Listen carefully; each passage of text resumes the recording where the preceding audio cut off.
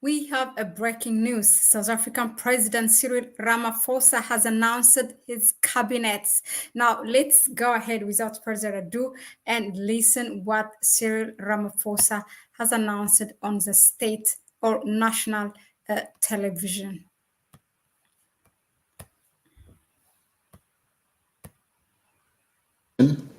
Growth and renewal.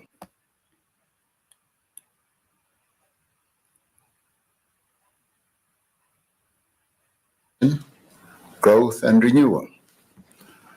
And to give effect to this mandate, it was agreed that a government of national unity, which brings together parties from across the political spectrum, should be formed. This government of national unity would be bound by certain fundamental principles and would undertake a basic minimum of program of priorities that affect the lives of the people of South Africa.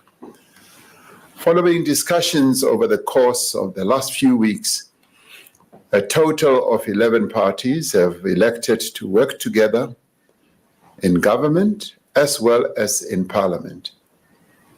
These are the African National Congress, the Democratic Alliance, the Patriotic Alliance, the Inkatha Freedom Party, Good Party, Pan-Africanist Congress of Azania, Freedom Front Plus, United Democratic Movement, Al-Jamaa, Rise Mzansi, and the United African Transformation.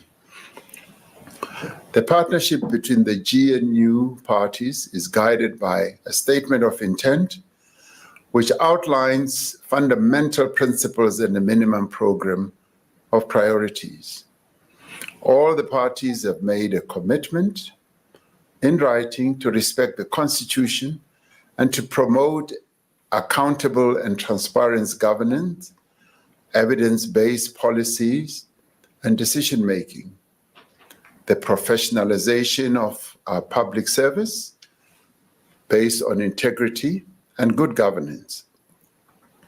The incoming government will prioritize rapid, inclusive, and sustainable economic growth and the creation of a more just society by tackling poverty and inequality, as well as unemployment. The establishment of the Government of National Unity in its current form is unprecedented in the history of our democracy. We have had to consider how to form a new government in a manner that advances the national interest, that also gives due consideration to the outcome of the election and that makes use of the respective capabilities within each of the parties represented. We have had to consider not only the immediate needs of the country, but the needs of all our people. We have also had to consider the stability, effectiveness, and the durability of the government that we are establishing. It is true that some South Africans have expressed concern about the length of time it has taken to form a government since the elections. As the discussions have unfolded, they have been worried about the effect of a protracted process on confidence and the stability of the country. At the same time, many people have pointed to the experiences of other countries that have far longer history in democracy, where the formation of multi-party governments have sometimes taken several months. In one case, formation of a government took more than a year. As a relatively young democracy, we should be proud that we have moved to establish a government comprised of a number of parties within such a short space of time. Through our discussions, we have been able to build consensus on the tasks of government. We have shown that there are no problems that are too difficult or too intractable that they cannot be solved through dialogue and negotiations. This evening, I am pleased to announce the members of the National Executive of our country who will bear collective responsibility to give effect to the will of the people of South Africa. In forming the National Executive of our country, we have had to consider several factors and advance a number of key principles. We've had to ensure that the incoming government will be effective and that it will have people with the experience, the skills, and capabilities to deliver on its mandate. It is important that we deploy into positions of responsibility people who are committed, capable, and hardworking, and who also have integrity. We've had to ensure that all the parties are able to participate meaningfully in the national executive, as well as in various parliamentary positions, and that they should represent the diversity of the people of South Africa properly. We have sought to ensure that the national executive is representative of the people of South Africa, giving due consideration to gender, to youth, demographics, as well as the regional distribution in our country. We want South Africans to see themselves reflected not only in the composition of government, but also in the policies and the programs of our government. Given the challenges that our country faces today, and considering the electoral mandate this government must implement, and I mean that we must work hard to ensure that we achieve all the goals that we have set out. And with due regard to this, I've decided to make a number of changes in the government's portfolios. In the course of the 6th administration, I indicated my intention to reduce the number of portfolios in the national executive. However, due to the need to ensure that the national executive is inclusive of all the parties that are part of the government of national unity, this has not been possible. In some instances, we've had to consider it necessary to separate certain portfolios to ensure that there is sufficient focus on key issues. The ministries of electricity and energy will now be merged. There will be a separate Ministry of Minerals and Petroleum Resources. The Ministry of Agriculture will be separated from the Ministry of Land, Reform and Rural Development. Ministry of Higher Education will be separated from the Ministry of Science, Technology and Innovation. The Ministry of Justice and Constitutional Development will be separated from the Ministry of Correctional Services. There will no longer be a Ministry of Public Enterprises. The coordination of the relevant public enterprises will be located in the presidency during the process of implementing a new shareholder model.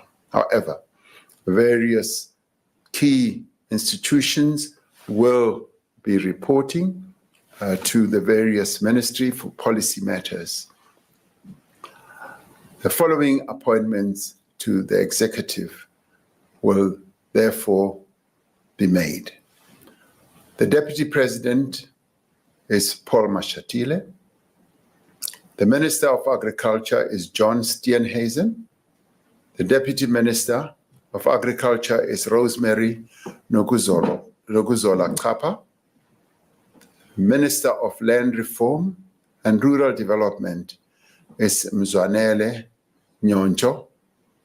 Deputy Minister of Land Reform and Rural Development is Chupu Stanley Matabata.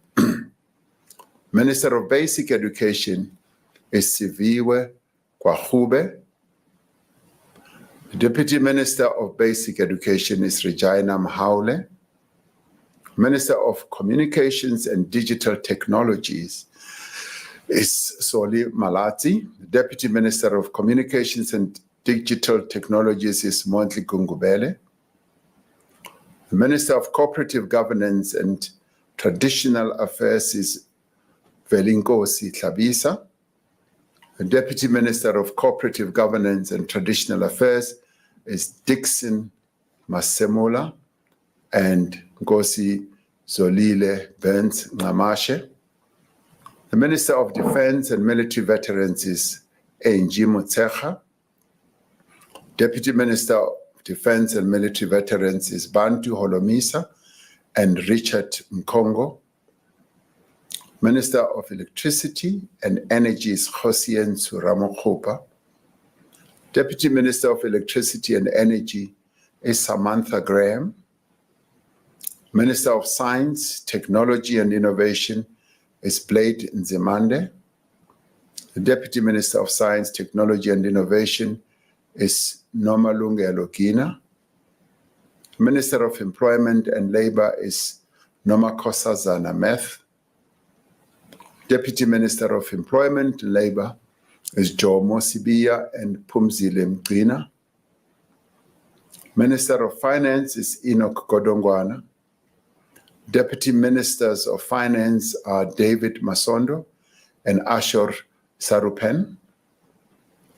Minister of Forestry, Fisheries and Environment is Dion George. Deputy Ministers of Forestry, Fisheries and Environment are Naren Singh and Bernice Swart. Minister of Health is Dr. Aaron Mutwaledi. Deputy Minister of Health is Dr. Joe Patla. Minister of Higher Education is Dr. Nobuhle Nkabani. The Deputy Ministers of Higher Education are Buti Manamela and Dr. Mimi Gondwe. Minister of Home Affairs is Leon Schreiber. Deputy Minister of Home Affairs is Njabulo Nzuza. Minister of Human Settlements is Mamoloko Kubai. Deputy Minister of Human Settlements is Thandi Mahambeshala. The Minister of International Relations and Cooperation is Ronald Lamola. Deputy Ministers of International Relations and Cooperation are Alvin Buotes and Thandi Moraka. Minister of Justice and Constitutional Development is Tembing Kadimeng. The Deputy Minister of Justice and Constitutional Development is Andries Nel. The Minister of Mineral and Petroleum Resources is Gwede Mantashe. Deputy Minister of Mineral and Petroleum Resources is Judith Nemadzinga Chabalala. Minister of Planning, Monitoring and Evaluation is Marupini Ramokhopa. Deputy Minister of Planning, Monitoring and Evaluation is Seiso Muhai. Minister of Police is Senzo Mkunu. Deputy Ministers of Police are Poli Bushielo and Kassel Matale. Minister in the Presidency is Kumbuzo Nchabeni. Deputy Ministers in the Presidency are Nongeba Mhlauli and Kenneth Murolo. Minister of Public Service and Administration is Nkosi Mzamo Buthelezi. Deputy Minister of Public Service and Administration is Pinky Kekana. Minister of Public Works and Infrastructure is Dion McPherson. Deputy Minister of Public Works and Infrastructure is Sihlezi Galala. Minister of Small Business Development is Stelanda Beni. The Deputy Minister of Small Business Development is Jane Sitole. The Minister of Social Development is Sisisi Tolashe. Deputy Minister of Social Development is Hanif Hendricks. Minister of Sports, Arts and Culture is Gayton McKenzie. Deputy Minister of Sports, Arts and Culture is Peace Mabe. Minister of Tourism is Patricia DeLille. Deputy Minister of Tourism is Maggie Sochu. Minister of Trade and Industry and Competition is Pax Dao. The Deputy Ministers of Trade, Industry and Competition are Zuko Godlimpi and Andrew Whitfield. Minister of Transport is Barbara Creasy. Deputy Minister of Transport is Mkhuleko Hlengwa. Minister of Water and Sanitation is Phemima Jodina. Deputy Ministers of Water and Sanitation is David Mahlobo and Isaac Siakholo. Minister of Women, Youth and Persons with Disabilities is Sindisiwe Chikunga. Deputy Minister of Women, Youth and Persons with Disabilities is Mapaseka Steve Litsike. Minister of Correctional Services is Peter Groenewald. Dr. Peter Groenewald. Deputy Minister of Correctional Services is Lindiwe Njalinjali. These men and women that we have appointed to the executive are drawn from all corners of our country. They reflect the diversity of our nation. They have a responsibility to work together to serve the people of South Africa as a whole. None of the members of the National Executive has been appointed to serve the interests of a particular constituency, a particular party, or a particular section of society. Collectively and individually, they are responsible to the people of South Africa. In the spirit of partnership and collaboration, the incoming government will work together with other formations to convene what we have spoken about a few days ago, which is a national dialogue.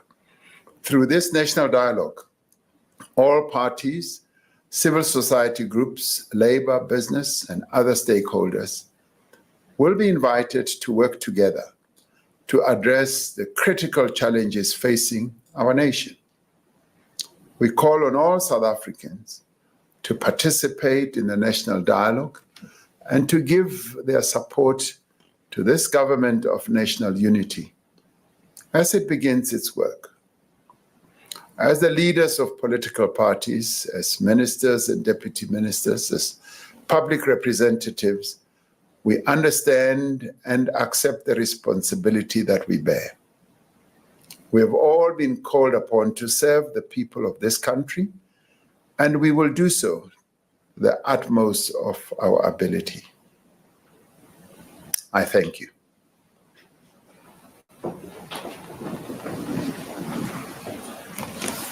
Thank you.